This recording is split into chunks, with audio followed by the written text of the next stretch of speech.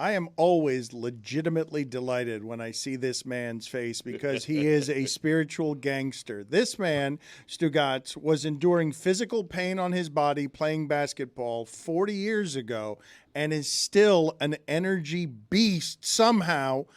Must be in great physical pain and bring sunshine everywhere he goes. He is the absolute best. I once had him on Stupidity. I asked him one question. He answered in 35 minutes. It was the only question I asked, and I'm pretty certain I've been to 2 or 3 Dead and Company shows with Bill, but Bill doesn't know he's been to 2 or 3 with me. It's unbelievable. I know. I do know Stugotz. Yeah, because I'm the luckiest dude in the world, man.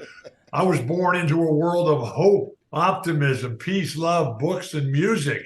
I got to know Dan Le Batard years and years ago. I got to know Stugotz. I got to know all the other guys on your team there. I'm a team guy, and I'm really enjoying this year's NBA Finals. I found basketball when I was 8 years old, 3 years after I found my bike. And then just 1 year later, I found Chick Hearn on the radio, and that changed everything for me. When I was 15, I found the Grateful Dead, Stugotz, UCLA, and John Wooden. Then when I was 17, I found the ultimate mentor, Ernie Vanderway. 28, Marty Glickman taught me how to speak. When I was 37, I found the woman of my dreams, Lori, the greatest everything ever. She's not a thing, but I can't think of a better word than everything. We have 6 children, 14 grandchildren. When I was 55, Dr. Garfin, Dr. Liz Stimson, UC San Diego, they saved my life, fixing my spine. When I was 56, I found Pat Kilkenny and Ted Roth, who took Ernie Vanderway's place. Now that I'm 70, I just found Jerry's middle finger, and now I have a chance at a full and complete life. I am the luckiest guy in the world, and believe it or not, ESPN is putting a 30 for 30 on my life on TV tonight. Now, I thought coming in that it was going to be a movie about my friends, about my teammates, about the teams and the Blazers, focused on that. But things changed along the way, as it often does with the Grateful Dead show. And man, the way they opened last night up at Burgestown in Pennsylvania, just west of Pittsburgh there. Wow, hell in a bucket into Alabama getaway. They were rocking last night. To be able to follow it all on nugs.net. And Stugotz, I hope to see you out there ASAP. I'm not sure what shows you're going to be able to get to, but look for me. I'm the tall guy with the big smile on his face, trying to wave his arms in the air and celebrate the greatness of everything that we have. But what is better right now than the NBA Finals? Miami Heat. What a story, man. They have made every one of their opponents quit. And it's just remarkable because they're so good. They're so disciplined. They play the team game. They're smaller than every team they play against. And they have all these guys, but they got Jimmy Butler, and we're really hoping that his dad is going to be okay. I just saw the news that his dad is having some difficulties out there. I was there when my dad died. It's just devastating. I was there when my mom died too. And then all these different guys who come into play. Kevin Love is just doing a remarkable job. Gabe Vincent, Max Strus, Kyle Lowry, one of my all-time favorites, a lot like Lionel Hollins, man. You just look at him and you say, he wins the games out there. And Caleb Martin is doing a fabulous job. Cody Zeller, really a critical component here. But Bam Adebayo, what Bam is doing right now is absolutely spectacular. I love the way that guy plays. Everybody's talking about Nikola Jokic, who is a brilliant player, who is radiant, who is transcendent, who is spectacular, empty the thesaurus. But Bam says, hey, man, I've got a game too. And that's what you do. And now Miami has taken full control of this series. Their challenge is to keep it because Denver, they have to get back what got them game one, which is taking advantage of their size, strength, speed, quickness, and shooting ability. And with Nikola Jokic playing the high post at the start of game one and just dumping that ball in perfectly, he puts the ball on time, right on the mark, and giving it to Michael Porter and Aaron Gordon down low. Now, granted, Kevin Love is a bigger and stronger and better defender than when they were going with Caleb Martin in the starting lineup there. And hopefully Kevin will be able to continue to play well. You never know.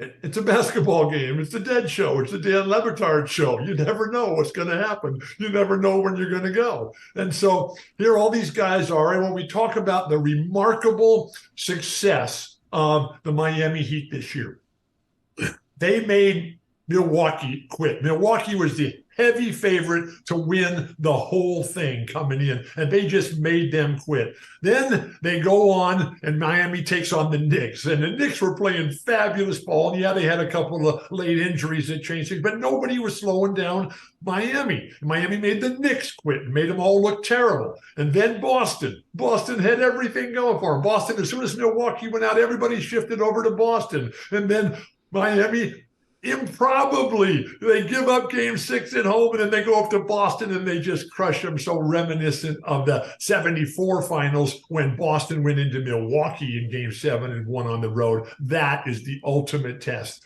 And now you've got this team. You cannot speak about the Miami Heat, though, and the way they play and how they play and who they've got without talking about Pat Riley. Yes, Eric Spoelstra is an incredible coach, and we love everything that he does. Eric, he got his start there with the Portland Trail Blazers, my initial franchise in the NBA back when I started. I'm going to say that was, I don't even remember, 50 years ago now, I guess. I don't know.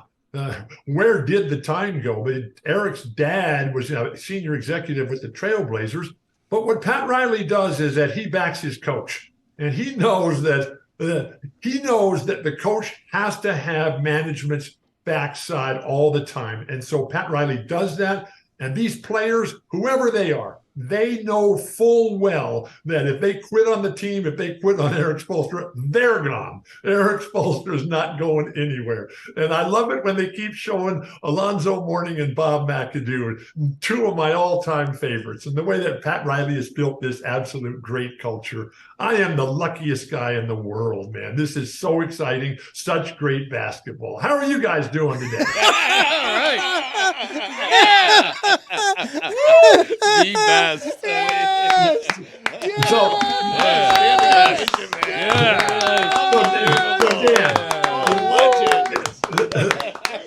Dan, I'm watching this show. The luckiest guy in the world, right? It's going to be on ESPN tonight at 8 o'clock Eastern. And I'm just thinking back. I mean, because they go way back. Steve James, this remarkable television director, and he and his partner Zach Piper put it all together. Marcia Cook has kept it all together at ESPN.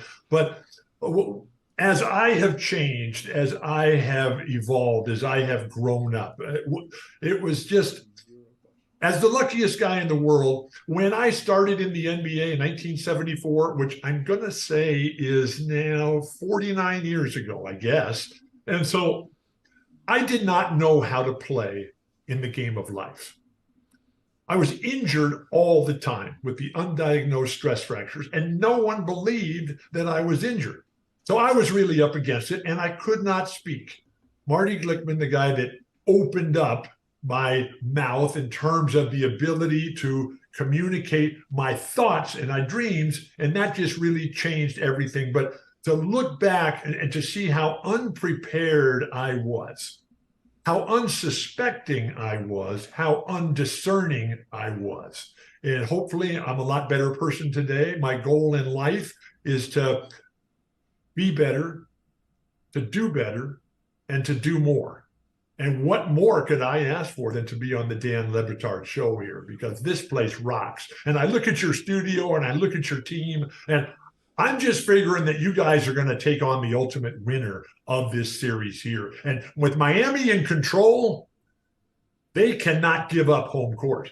That when you're a great team, when you're going for that championship, and you do not lose on your home court. And what they have to do, Jimmy is one of those guys who is at his best in the biggest of moments. And that's what I love. Competitive greatness. Be at your best when your best is needed. Gabe Vincent, all these guys, Max Strus, and then Caleb Martin and Duncan Robinson. These guys, their stories are just incredible. Their journey there. ESPN is going to be doing a 60 for 60 on these guys out there, all four of them, as they've all come together, and the excitement in the arena down there in Miami tonight. No, that game is tomorrow night. The movie is tonight. The luckiest guy in the world. Bill, we are luckier than you, Bill. Thank you for being on with us. We appreciate your time. We always appreciate your time, your smile, your spiritual energy. Thank you, sir. I'm the luckiest guy in the world. I love Bruce Brown, too. I love Jeff Green, man. These guys, some of my favorite players ever and their stories. Bruce Brown reminds me a lot of Johnny Davis. We talked about Kyle Lowry and Lionel Hollins, but Johnny Davis was the fastest guy I've ever seen play basketball. And you watch this movie tonight, and Johnny's going to be running at a different speed than everybody else, even though it was 46 years ago. Oh, my gosh. And then Nikola Jokic. Oh, my gosh. Nikola Jokic is like one of the Florida Keys, or he's like the big river of water coming right down through central Florida and ending up there in the Everglades and just making it all happen. But just watch out for all the alligators in there. Dan Le Batard Show. Stugotz. We'll see you on tour. I'm the luckiest guy in the world. Your show is phenomenal. Thanks for my life. Here we go. We love you, Bill. Thank you so much. I have to explain to the audience, this is a stupefying thing that has happened. Before that segment started, Amin was taking bets in the other room, over, under on number of questions that we would get to ask as a show of Bill Walton. Everyone took bets. Everyone. The line was 1.5. 1.5. The correct answer is 0 questions. We never asked a question. I just made a statement. We gave applause, and there were 0 questions. I don't think anyone had 0. Did they have? Roy had under with a lot of exclamation points, so I think Roy is the big winner here. Bill asked us a question. So Dan, I learned from Ahmad Rashad. When I got started in broadcasting, I was working a lot with Ahmad, and Ahmad, he just told me, hey, man, when that microphone comes to you, don't give it up until they turn it off. Thanks for my life, guys. Here we go. The Dan Le Batard Show, where dreams become reality, where we come to grow, and where the deal goes down. Stugotz, I'll see you out there. Dead & Company Tour. John Mayer has taken it through the stratosphere. He is Nikola Jokic. He is Jimmy Butler. He is Bam Adebayo. He is Jamal Murray and more. Thank you, guys. Here we go. Yeah!